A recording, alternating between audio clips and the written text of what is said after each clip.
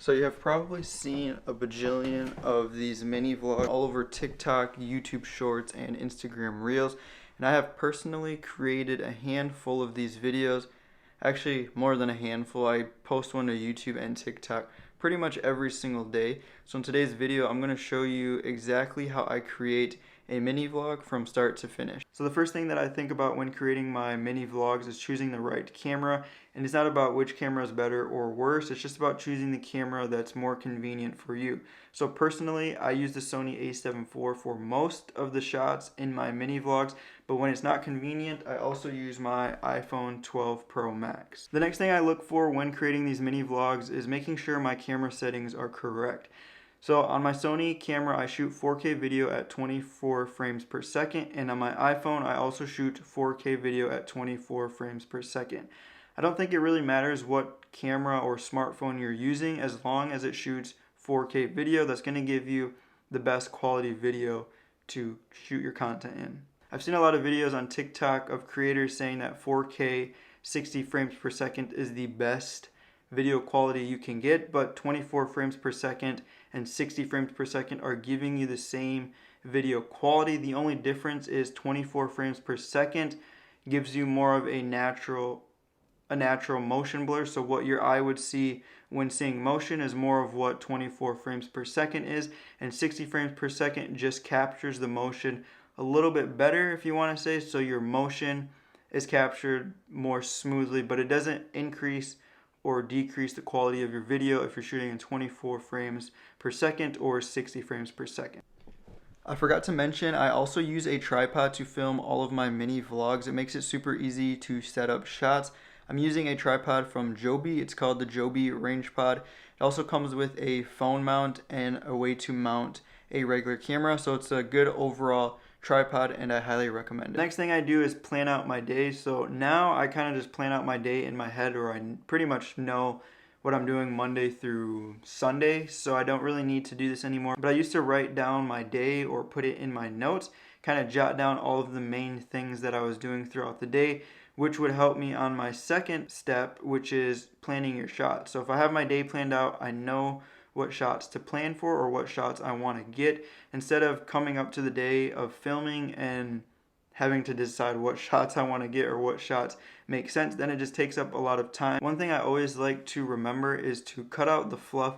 I don't really know if anyone else says that, but it just means to cut out all of the extra footage that you won't be needing in the final edit of your video. So for example, I film myself waking up, getting dressed, eating breakfast, leaving.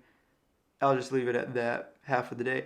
So when I get dressed, I usually just put on a shirt and a sweatshirt. I get 1 to 2 or 3 shots of each activity. So like I said, I would put on my shirt and then I would get another shot of me just fixing my shirt or something like that. So it's not too many shots and leaving out the rest or leaving out the fluff, and creating a video that's more engaging and that doesn't have too many of the same thing. And then the last thing is editing. I personally use Final Cut Pro, but you can use CapCut, Premiere Pro, or DaVinci Resolve.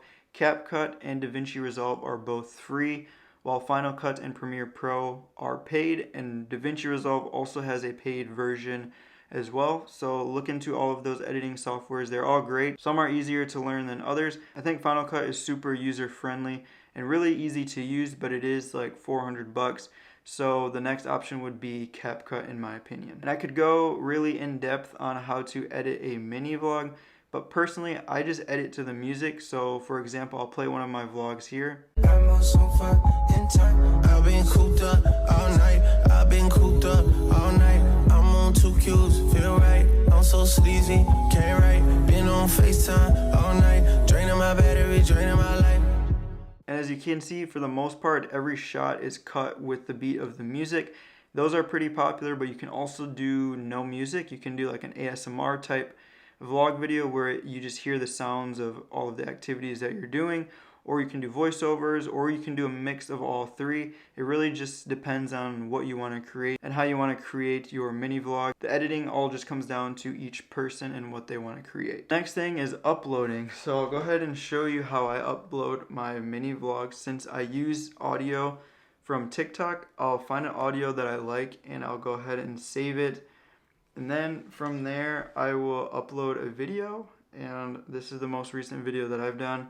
So I'll go next, add sound, go to my favorites where I favorited that song, and I think it's that one. And then I'll do volume, and I'll turn down the added audio all the way down so that the original audio, which is the audio that I added in the editing software, isn't interfered with the added audio. I'll do done, next, and then you write your caption, any hashtags you want to use, and you're all set to go. Then you just hit post. And that's how I create a mini vlog from start to finish. So now it's your turn to get out there, create a mini vlog, have fun, enjoy the process, and just keep creating. Now that I'm all finished up with this horizontal video, I'm just gonna tilt this horizontally so I can finish creating my mini vlog for TikTok. You can find me at TikTok at Emiliano Canales _, and I'll see you there. Peace.